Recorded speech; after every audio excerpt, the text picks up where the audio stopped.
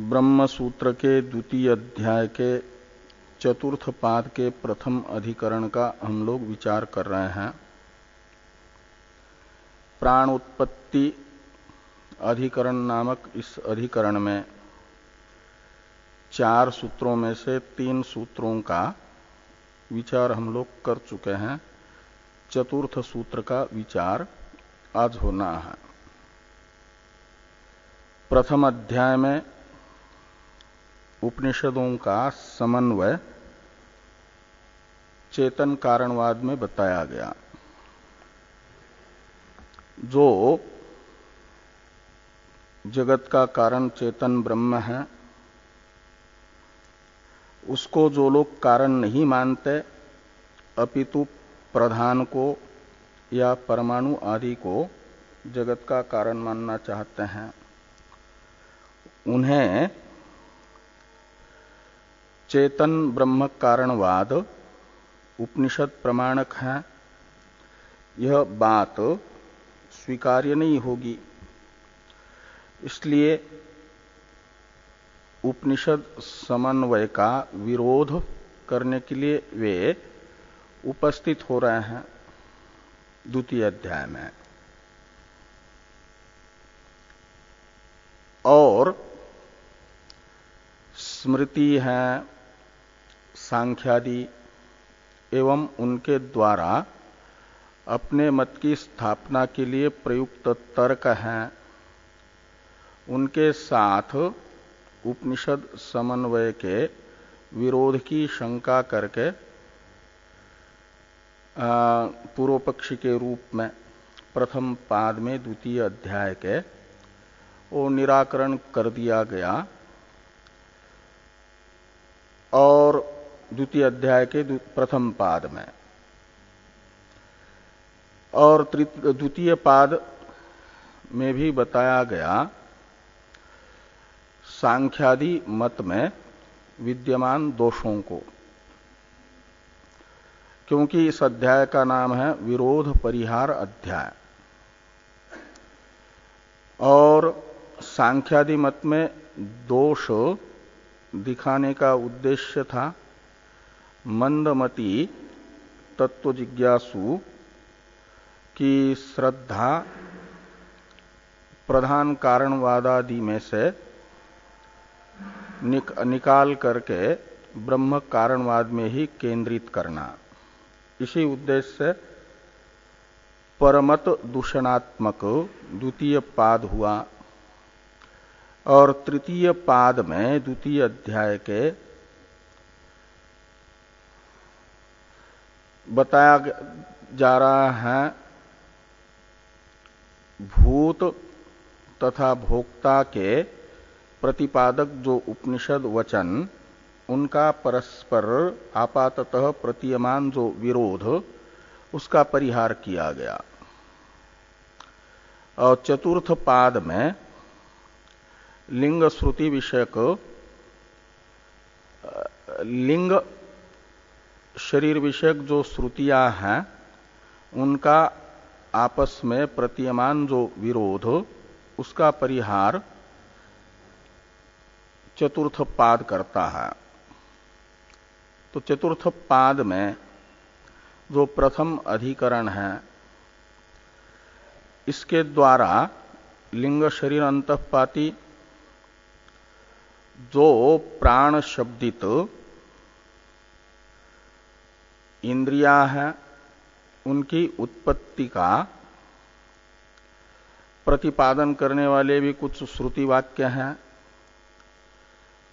तो कहीं कहीं उत्पत्ति के प्रकरण में श्रुतियों में इंद्रियों की उत्पत्ति का वर्णन नहीं है, और कहीं कहीं उत्पत्ति से पहले ऋषि शब्द का इंद्रियों के लिए प्रयोग करके इंद्रियों का सद्भाव ही बताया गया है। तो इस प्रकार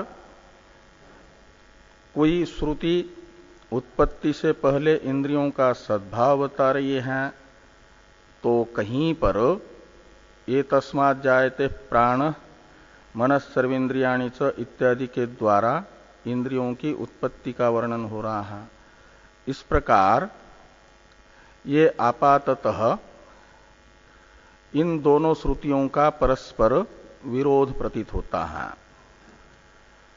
और इन दोनों श्रुतियां भी यदि आपस में इंद्रियों को एक उत्पन्न होने वाली बताएगी तो अन्य श्रुति इंद्रियों को बताएगी अनुत्पन्न, तो एक दूसरे से विरुद्ध अर्थ का कथन करने वाली होने के कारण द्वितीय पाद में द्वितीय अध्याय के जैसे सांख्यादि मतों में परस्पर विरोध होने से अनुपादेयता बताई गई, ऐसे ही श्रुति भी आपस में परस्पर विरुद्ध अर्थ को बता रही है, तो श्रुति मत भी हमारे मत के तरह ही अनुपादेय होगा। इस अभिप्राय से तृतीय और चतुर्थ पाद में पूर्व पक्षी श्रुतियों का आपस में विरोध दिखा रहे हैं और सूत्रकार भगवान वेद व्यास जी तथा भाष्यकार इन आपाततः प्रतीयमान श्रुति वाक्यों में विरोध का परिहार कर रहे हैं। तो इंद्रियों का जो आपस में इंद्रियों की उत्पत्ति अनुत्पत्ति प्रतिपादक वाक्यों का विरोध प्रतीत हो रहा है, उसका परिहार करने के लिए ये प्राण उत्पत्ति अधिकरण है और ये बताया जा रहा है, प्रथम सूत्र के द्वारा बताया गया कि तथा प्राणा, यानी जैसे आकाशादि परमेश्वर से स्वरूपतः ही उत्पन्न हो रहे हैं, ऐसे इंद्रियां भी प्राण शब्दित परमेश्वर से स्वरूपतः ही उत्पन्न होती है।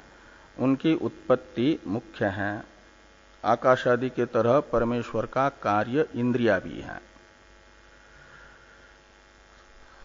तो पूर्व पक्षी ने अपने मत को बताते हुए ये कहा था कि इंद्रियों की उत्पत्ति बोधक श्रुति को गौणी माना जाए, लेकिन वेद व्यास जी ने कहा कि गौण्या संभवात, इंद्रियों की उत्पत्ति बोधक श्रुति गौण नहीं हो सकती। ये तस्मात् जायते प्राण मनस सर्वेन्द्रियाणि च इत्यादि श्रुति को गौण अर्थक नहीं कहा जा सकता। यदि गौण अर्थक कहेंगे तो एक ज्ञान से सर्वज्ञान की प्रतिज्ञा अनुपपन्न होगी।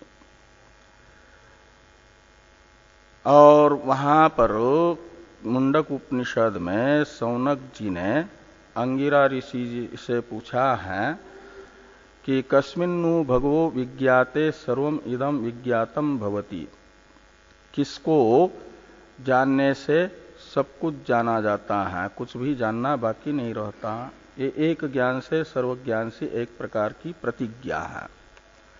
इसकी सिद्धि के लिए आवश्यक है जिसको जानने से सब कुछ जाना जाता है उससे सबको अनन्य दिखाना, अभिन्न दिखाना।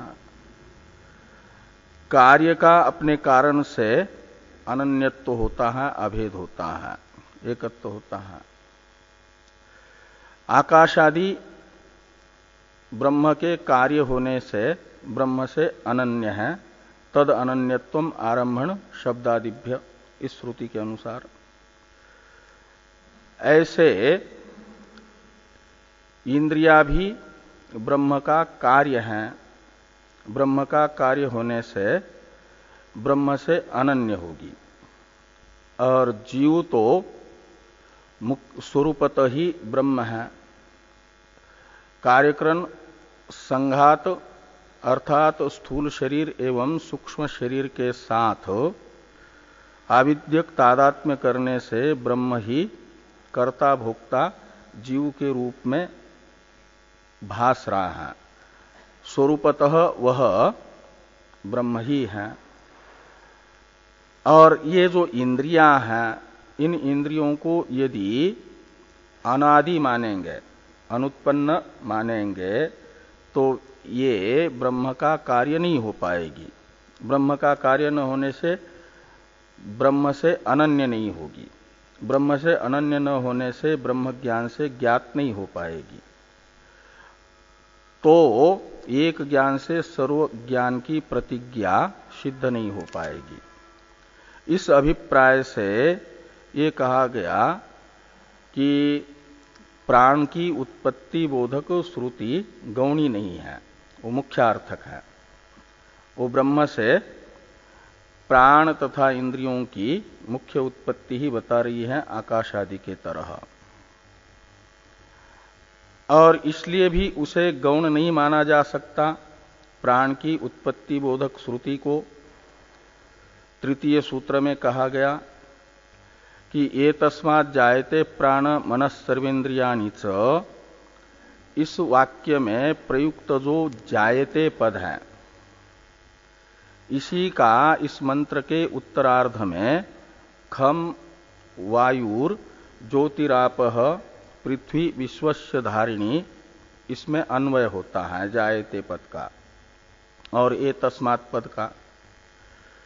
तो अर्थ निकलता है ये तस्मात् खम जायते, ये तस्मात् वायु जायते, ये तस्मात् ज्योति ही जायते। और इन वाक्यों में प्रयुक्त जो जायते पद है वो मुख्य जन्म को बता रहा है खादि शब्दित आकाशादि भूतों के।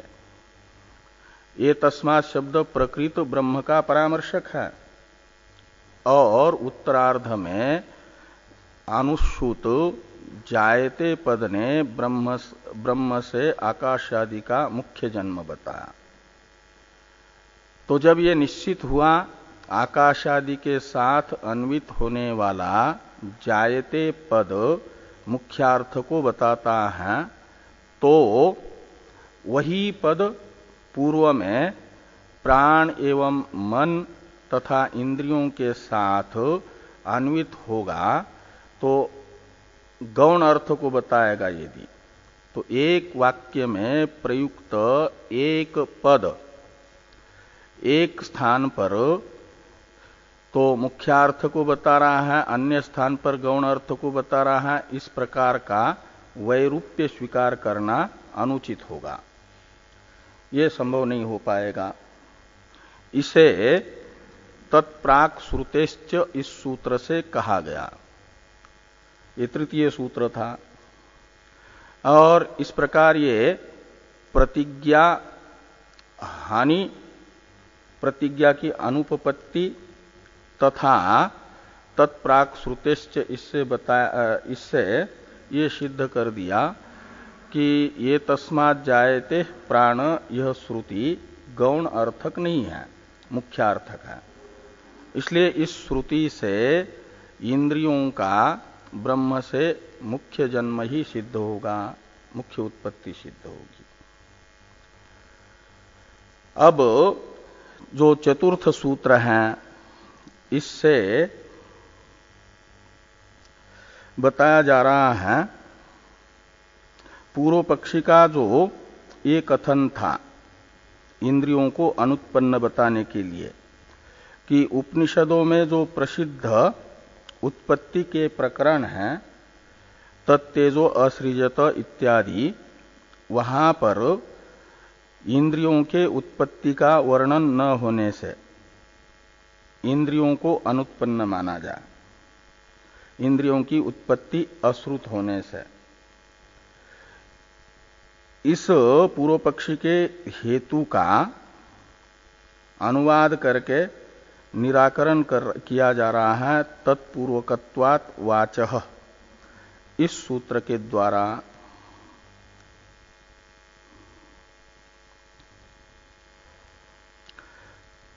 तो ये जो चतुर्थ सूत्र है इसका उच्चारण किया जाए। तत्पूर्वकत्वात् वाचः,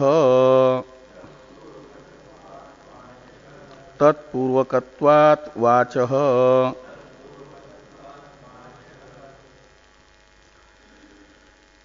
तो इस सूत्र का अवतरण टीका में है, वो अवतरण वाक्य देखिए टीका का। यच्चोक्तम छांदोग्येपि प्राणानाम उत्पत्तिर न श्रूयते इति तत्र आह तत्पूर्वकत्वात् वाचः इति। यानी पूर्व पक्ष के द्वारा जो ये कहा गया था अपने मत को स्थापित करते समय कि छांदोग्य श्रुति में जैसे तेजादि की उत्पत्ति का वर्णन है, ऐसे प्राणों की उत्पत्ति का वर्णन न होने से प्राणों को अनुत्पन्न माना जाए। ये जो पूर्व पक्षी का कथन था, इसके विषय में वेद व्यास जी ये कहते हैं कि छांदोग्य में भी सीधे प्राणों की ब्रह्म से उत्पत्ति का वर्णन न होने पर भी इंद्रियों में प्राण, वाक तथा मन में भौतिकत्व दिखाया गया है वहां पर। यानी ब्रह्म का कार्यभूत जो भूत, उनका कार्यत्व छांदोग्य उपनिषद में वाक, मन और प्राण में बताया गया है। इस अभिप्राय से सूत्र लिखते हैं कि तत्पूर्वकत्वात् वाचः, इसमें दो पद हैं, तत्पूर्वकत्वात् और वाचः। तत्पूर्वकत्वात् पंचमी है, वाचः षष्ठी है। वाक ये उपलक्षण है मन और प्राण का भी, इसलिए वाक शब्द का ही अर्थ निकलेगा वाक, मन और प्राण।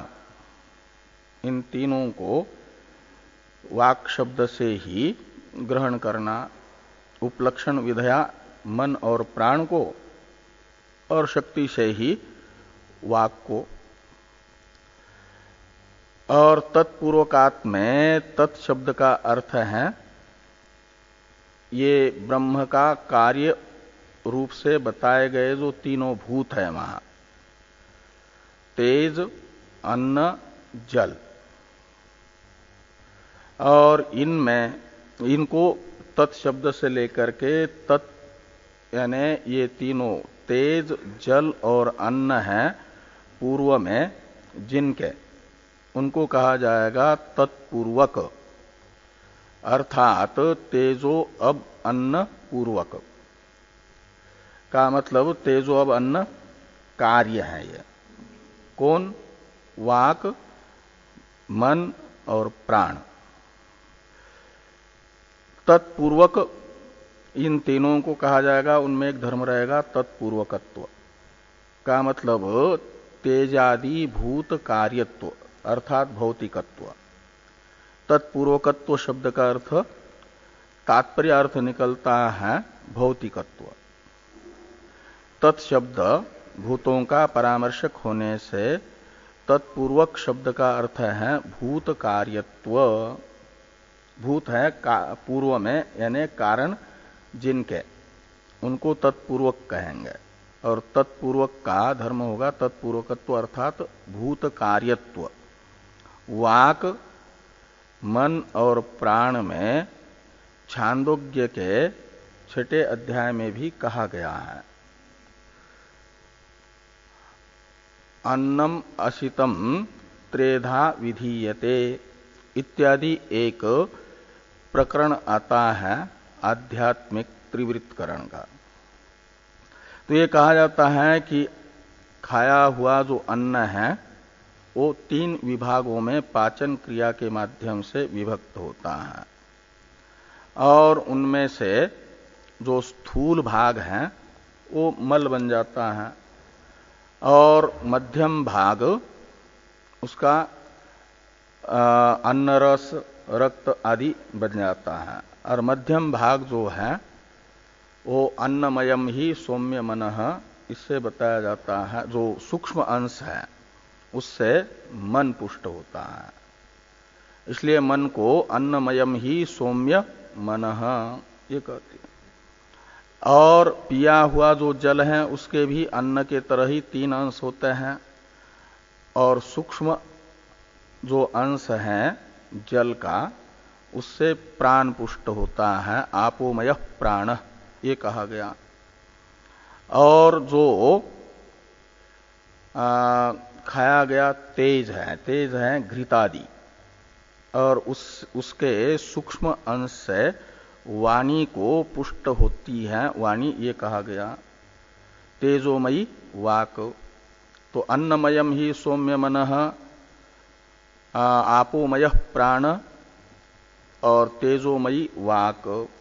यहां पर संस्कृत व्याकरण के अनुसार मयट प्रत्यय है अन्नमयम में और आपोमय में तथा आपके तेजोमयी में। ये मयट प्रत्यय होता है विकार अर्थ में, इसलिए अन्नमय का अर्थ है अन्न का विकार, विकार कहते हैं कार्य को।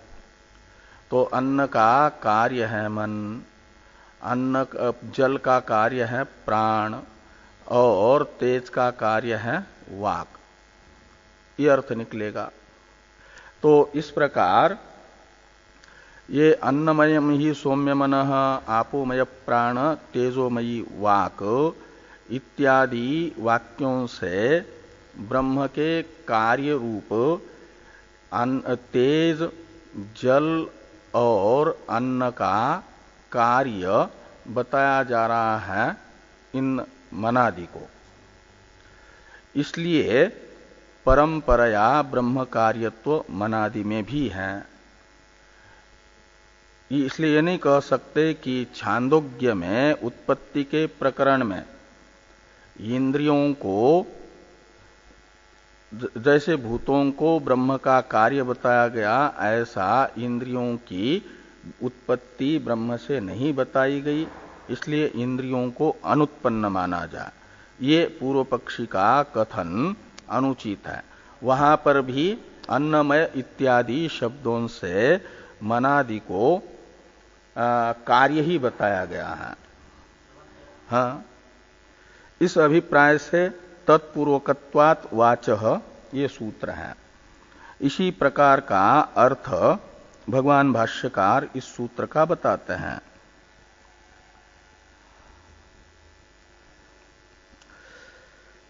तो भाष्य को देखिए, यद्यपि तत्तेजो असृजत इति एतस्मिन् प्रकरणे प्राणानाम उत्पत्तिर न पठ्यते तेजोब अन्नानाम एवच त्रयाणाम भूतानाम उत्पत्ति श्रवणात् तथापि ब्रह्म प्रकृतिक तेजोब अन्न पूर्वकत्व अभिधानात् वाक् प्राण मनसाम तत्सामान्याच्च सर्वेषाम एव प्राणानाम ब्रह्म प्रभवत्वम सिद्धम भवति।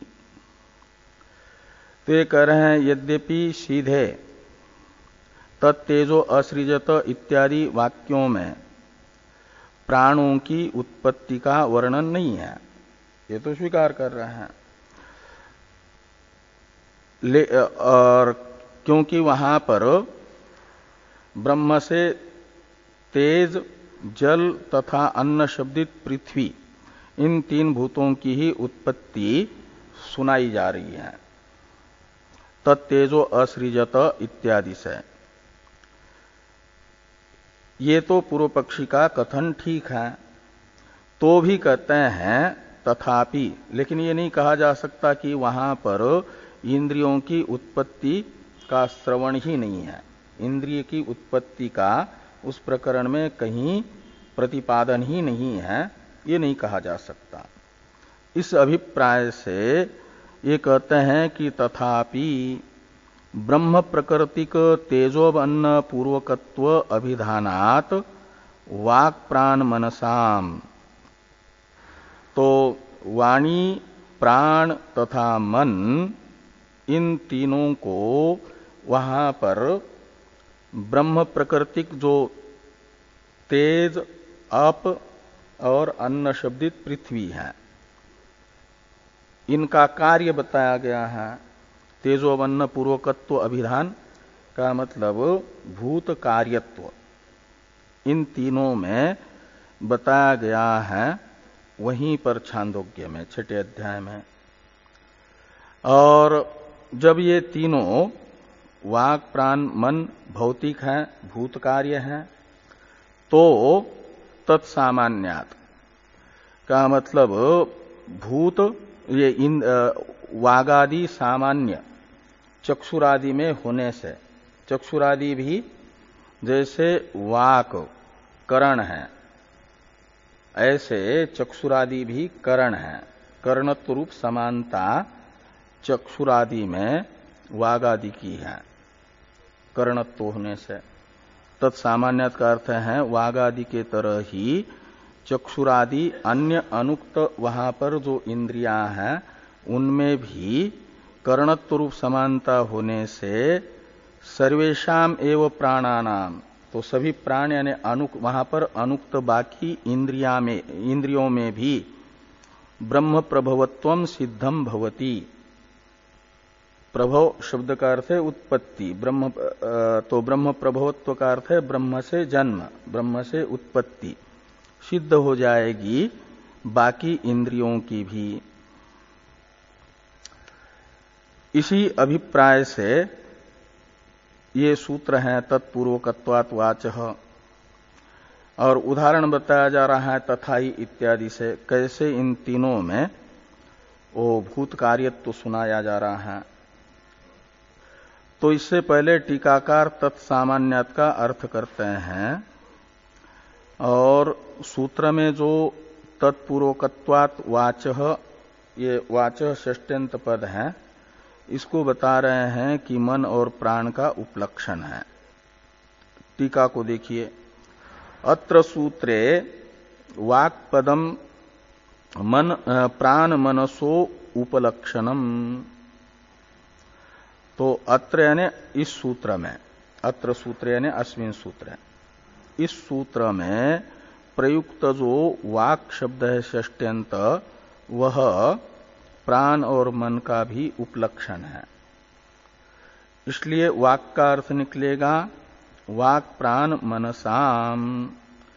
और तत्पूर्वकात में तत् ये सर्वनाम ब्रह्म का कार्यभूत जो तेज जल और पृथ्वी रूप भूत है उनका परामर्शक है। इसलिए तत्शब्द के स्थान पर तेजोब अन्न को रख लीजिए, तो तत्पूर्वकत्व का अर्थ हो जाएगा तेजोब अन्न पूर्वकत्व। तो ये कह रहे हैं कि वाक प्राण मनसाम तेजोबन्न पूर्वकत्व उक्ते है अश्रवणम असिद्धम इति योजना।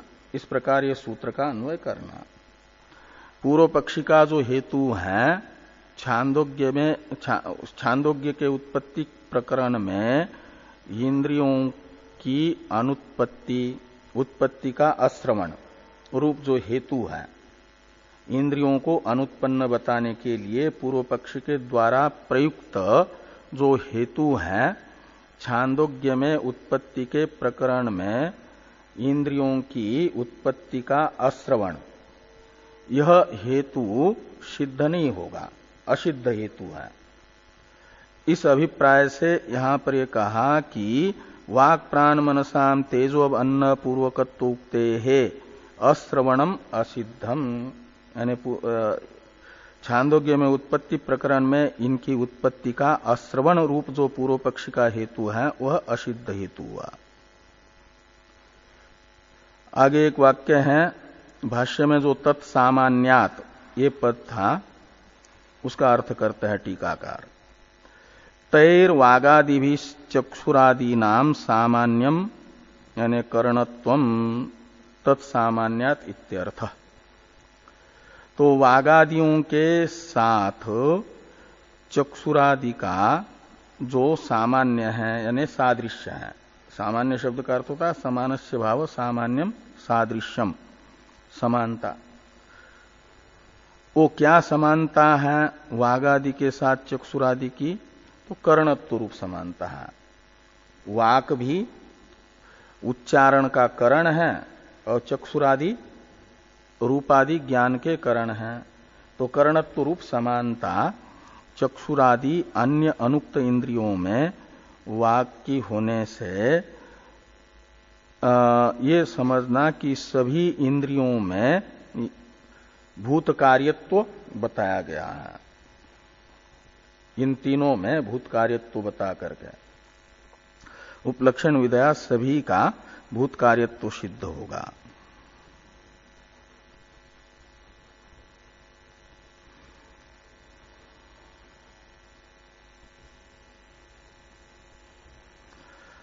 अब भाष्य को देखिए।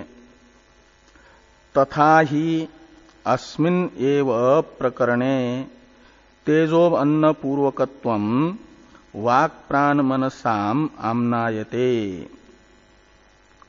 अस्मिन् एव प्रकरणे यानी छांदोग्य में जहां ब्रह्म से तेज अन्न और जल की उत्पत्ति बताई है, वहीं उसी प्रकरण में वाणी प्राण और मन का तेजोवन पूर्वकत्व भी बताया जा रहा है। अन्नमयम ही सौम्य मनः आपोमय प्राण तेजोमयी वाक इति, यानी इन वाक्यों से ये भूत कार्यत्व वाक प्राण मन में बताया जा रहा है।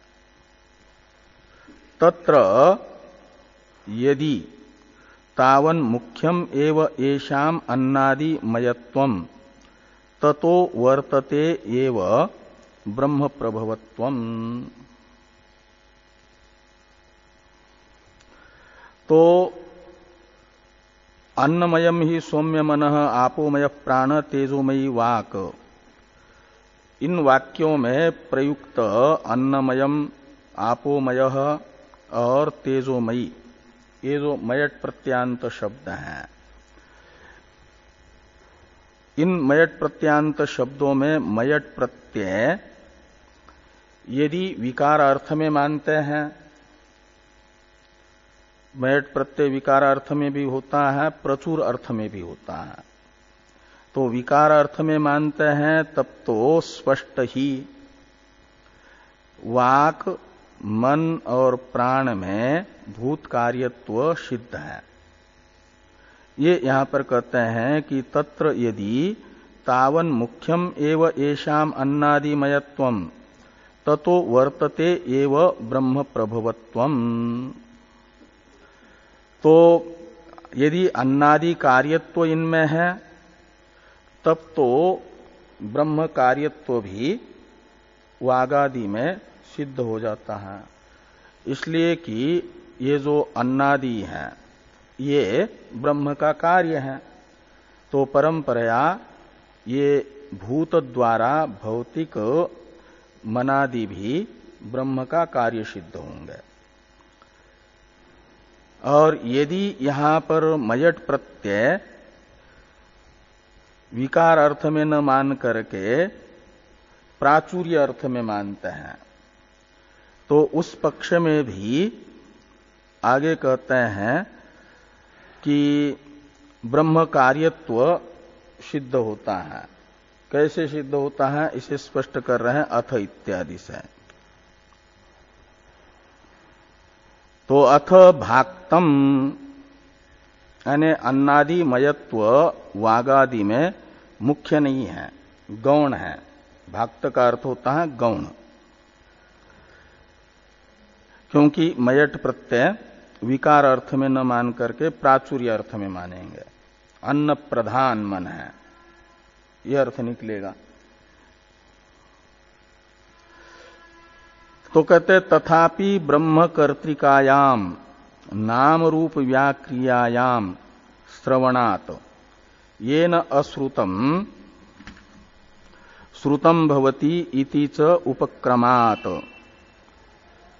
एतदात्म्यम इदं सर्वम इति च उपसंहारात् श्रुत्यंतर प्रसिद्धेश्च ब्रह्म कार्यत्व प्रपंचनार्थम एव मन आदीनाम अन्नादि मयत्व वचनम इति गम्यते। तो ये जो शेयम परादेवता ऐक्षत, परादेवता, इस वाक्य में परादेवता शब्द से ब्रह्म को ही लिया गया है। सदैव सौम्य इदमग्रासित एकमेवा द्वितीयम, इस उपक्रम वाक्य में जिसे एकमेवा द्वितीय ब्रह्म कहा गया उसी को ईक्षण कर्ता कहा गया। तद ऐक्षत, उसने ईक्षण किया कि मैं बहुत हो जाऊं, बहुत श्याम प्रजाएय। और फिर अपने इस ईक्षण यानी संकल्प को, बहुभवन विषयक संकल्प को पूरा करने के लिए तेजादि भूतों को उत्पन्न किया। और तीन भूत उत्पन्न हुए, वहां तीन भूतों की ही उत्पत्ति का वर्णन है। तेज ये उपलक्षण है आकाश और वायु का भी।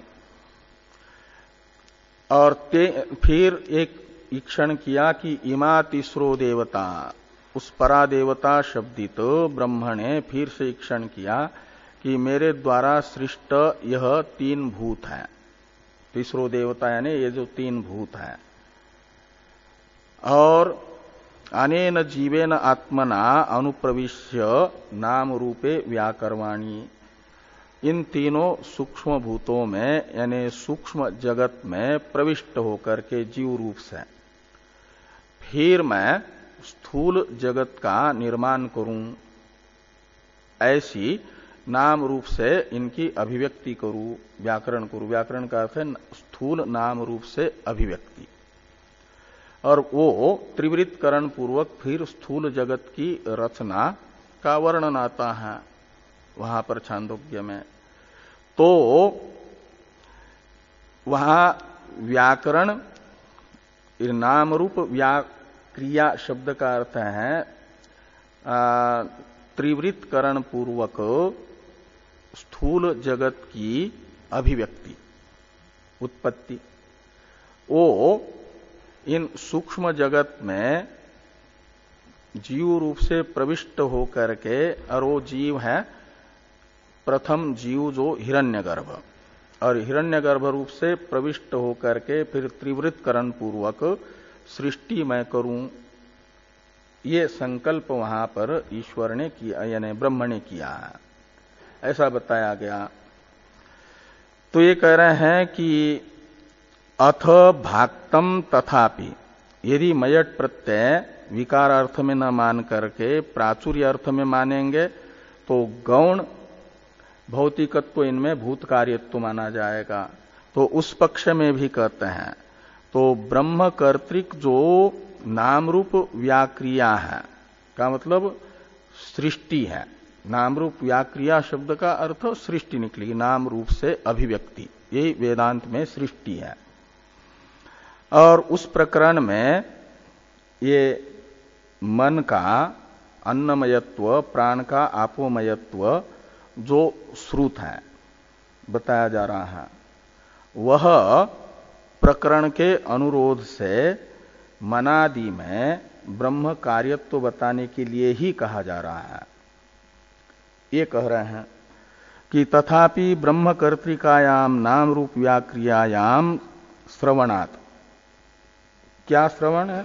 मनादि का अन्नमयत्वादि का श्रवण होने से एक हेतु, और दूसरा हेतु है कि येना श्रुतम श्रुतम भवति इति च उपक्रमात्। छांदोग्य उपनिषद के 6 अध्याय में ब्रह्म तत्व का निरूपण अनायास करने के लिए उद्दालक जी और श्वेत केतु की एक आख्यायिका है। श्वेत केतु का प्रश्न उद्दालक का उत्तर रूप से तत्व का वर्णन है ब्रह्म कारणवाद का। तो वहां श्वेत केतु को पहले बताया गया कि 12 वर्ष तक तो विद्यालय में गया ही नहीं, फिर पिता के आग्रह पर अपने 12 वर्ष की आयु में गुरुकुल में प्रवेश लेकर के 12 वर्ष तक गुरुकुल में अध्ययन करने के बाद आता है वापस घर में। चारों वेदों का अध्ययन करके वापस आया, लेकिन थोड़ा वेद अध्ययन से अभिमान बढ़ गया। तो घर में आने के बाद पिता को न नमस्कार न कुछ अपने आप को बड़ा विद्वान समझने लगा। तो पिता ने देखा कि ये बड़ा अभिमानी हो गया, ये अभिमान तो उचित नहीं है। और इस अभिमान को श्वेत केतु के शांत करने के उद्देश्य से उद्दालक जी ने ये कहा कि हे श्वेत केतु, तुम बड़े इन दिनों में अपने आप को एक प्रकार से विद्वान समझने लगे हो। क्या तुमने अपने गुरु से उस वस्तु को भी पूछा है जिसको एक बार सुनने से सब कुछ सुना जाता है, जिसका मनन करने से सबका मनन हो जाता है, जिसको जानने से सबको जाना जाता है? ऐसी वस्तु का क्या तुमको ज्ञान हो गया है, इसलिए अपने आप को सर्वज्ञ समझ रहे हो? तो श्वेत केतु ने कहा कि ऐसी वस्तु को तो मेरे शायद गुरुजी भी नहीं जानते हो। यदि जानते तो जरूर मुझे बताते, क्योंकि मैं उनका बड़ा प्रिय शिष्य रहा और उन्होंने अपने पास जो विद्या थी सब मुझे दी है। लेकिन ऐसी वस्तु का मुझे ज्ञान नहीं है, कृपा करके आप ही बताइए। ये जिज्ञासा ब्रह्म तत्व की श्वेत केतु के अंदर प्रकट करके फिर श्वेत केतु को एक ज्ञान से सर्वज्ञान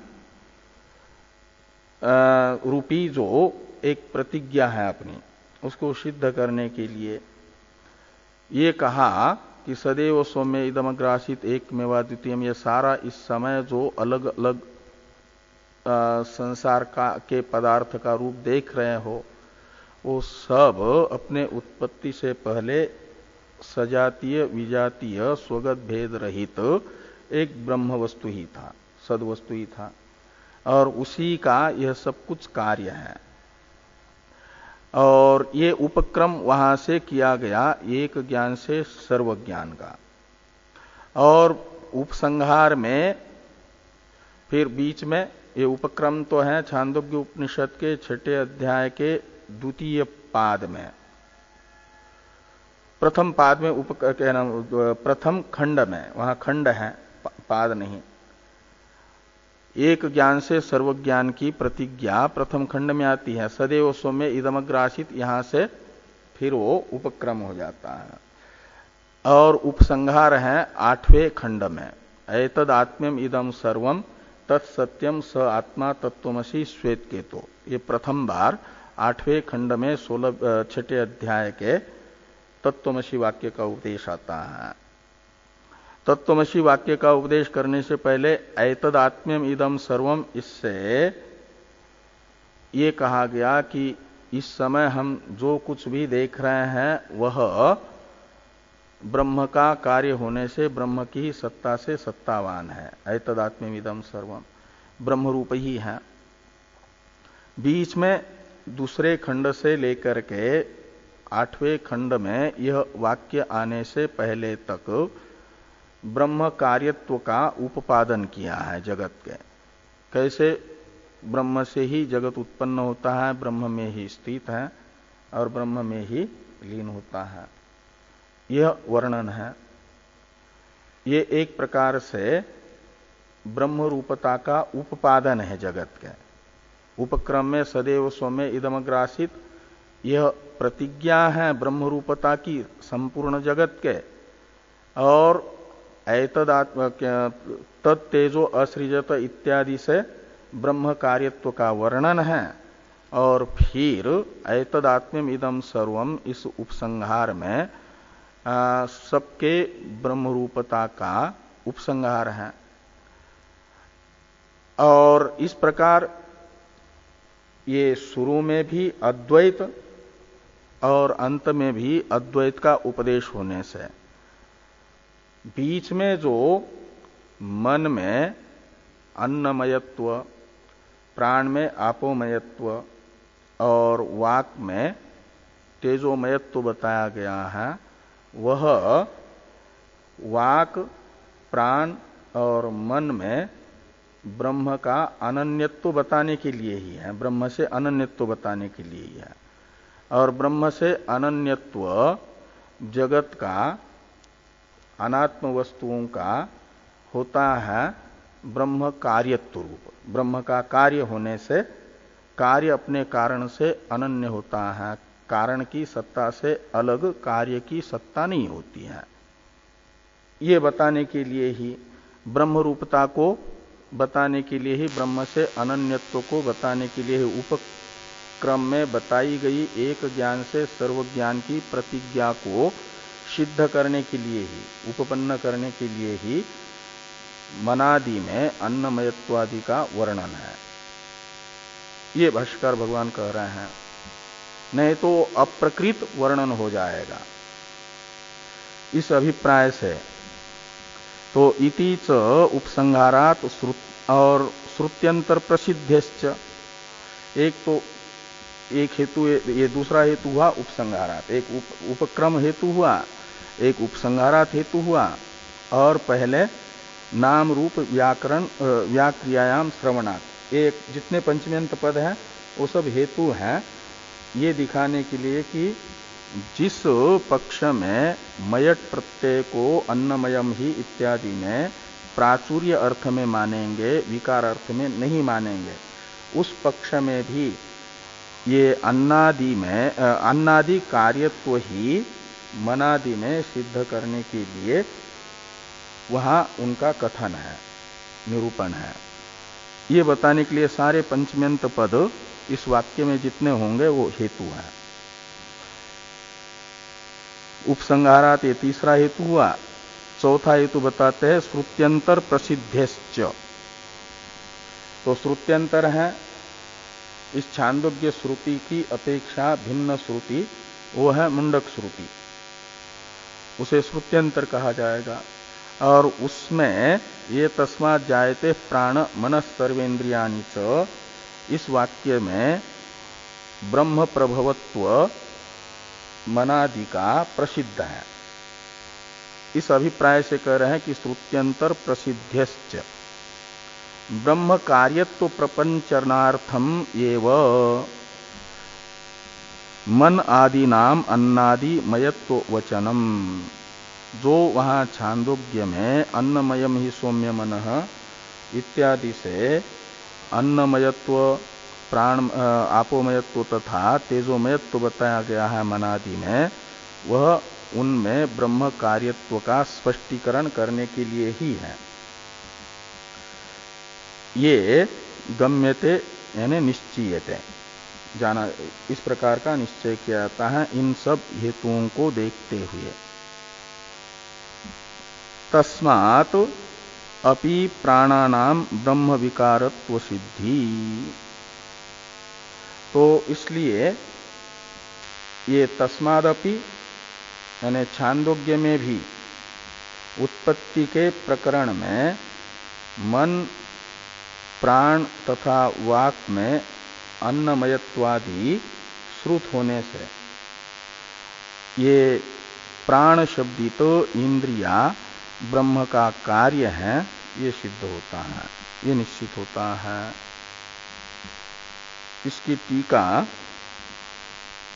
थोड़े 5-7 वाक्य हैं,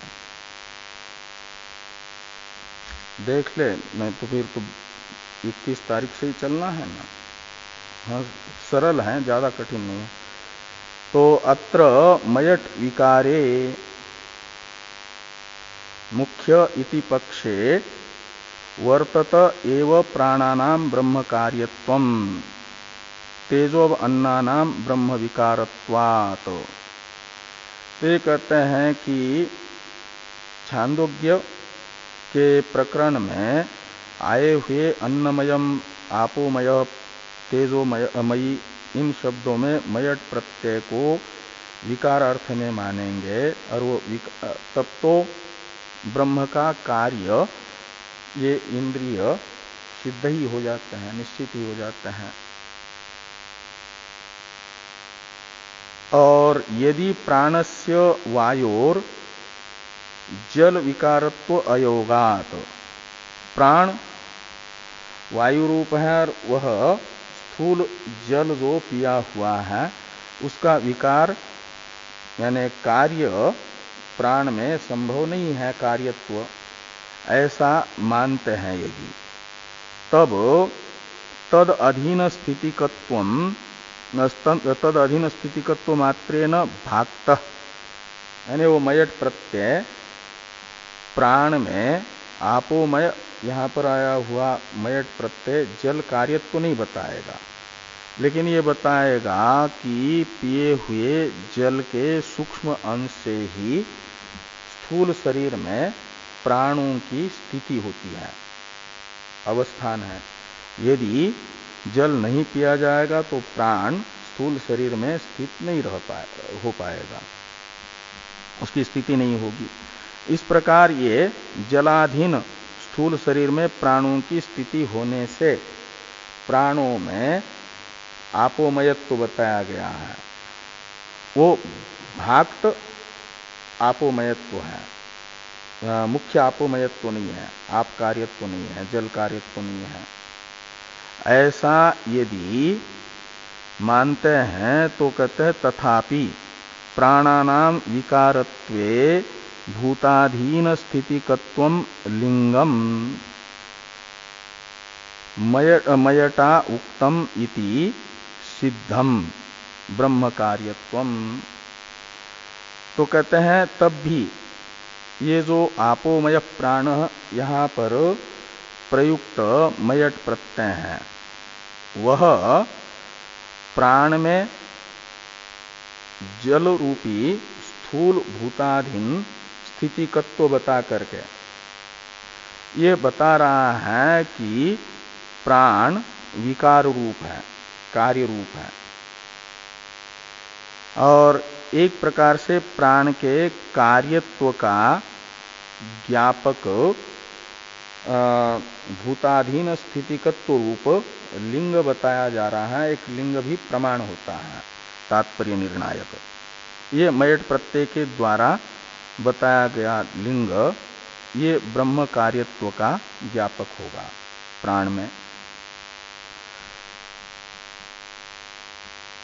और दूसरा जो ये कहा था श्रुत्यंतर प्रसिद्धश्च, वो श्रुत्यंतर बताया जा रहा है। स प्राणम असृजत इत्यादि श्रुत्यंतरे स्पष्टम ब्रह्म कार्यत्व उक्तेश्च। श्रुत्यंतर प्रसिद्धश्च का अर्थ है टीका में कि स प्राणम असृजत इत्यादि वाक्यों में ये है अन्य श्रुति का वाक्य, छांदोग्य का नहीं, संभवतः बृहदारण्यक का है।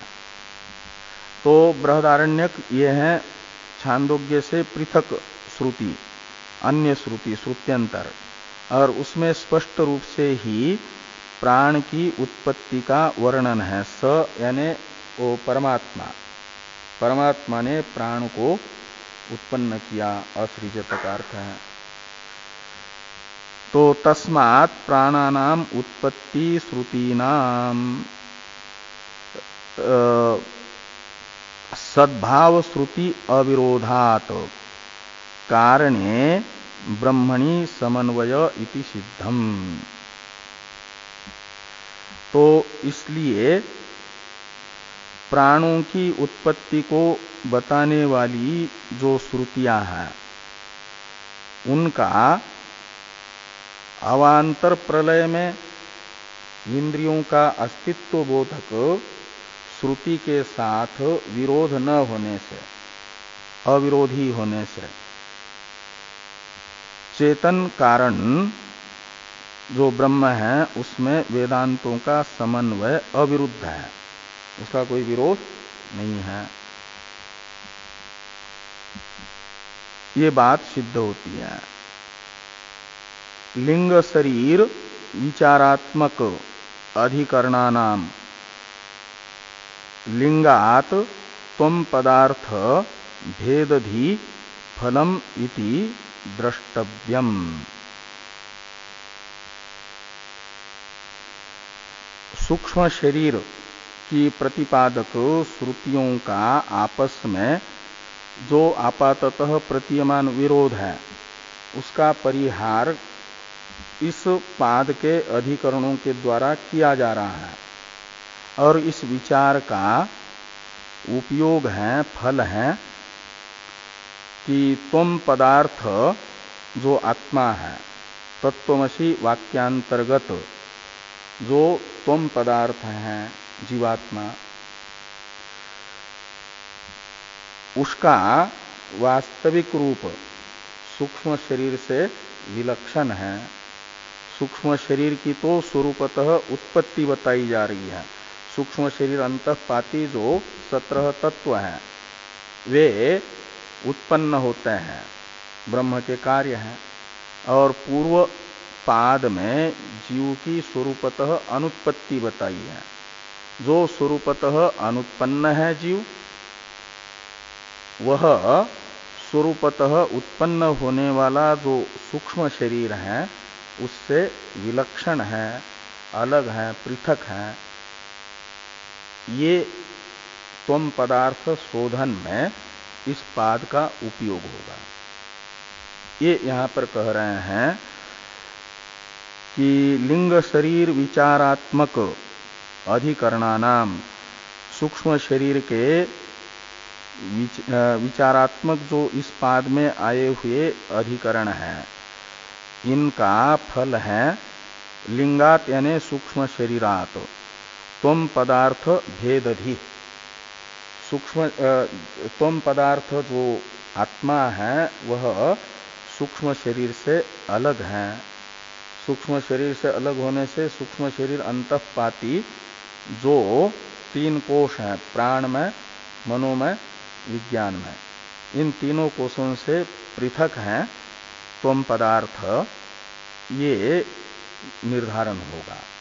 यह निर्धारण इस पाद में आए हुए अधिकरणों का फल है। लिंग शब्द से सूक्ष्म शरीर को लीजिए। नहीं, वो नहीं। यहां लिंग शब्द का अर्थ है सूक्ष्म शरीर, लिंग शरीर। लिंगात त्वम पदार्थ भेदधि का मतलब सूक्ष्म शरीर से त्वम पदार्थ अर्थात आत्मा अलग है, भिन्न है। हाँ, ये सब यहाँ इस पाद में आने वाले जितने अधिकरण हैं उन सब अधिकरणों का ये फल हो जाएगा सिद्धांत पक्ष में। तो इस प्रकार ये प्रथम जो अधिकरण है इस पाद का, इसका विचार पूरा हो जाता है। द्वितीय अधिकरण का विचार प्रारंभ करेंगे हम लोग 21 तारीख से।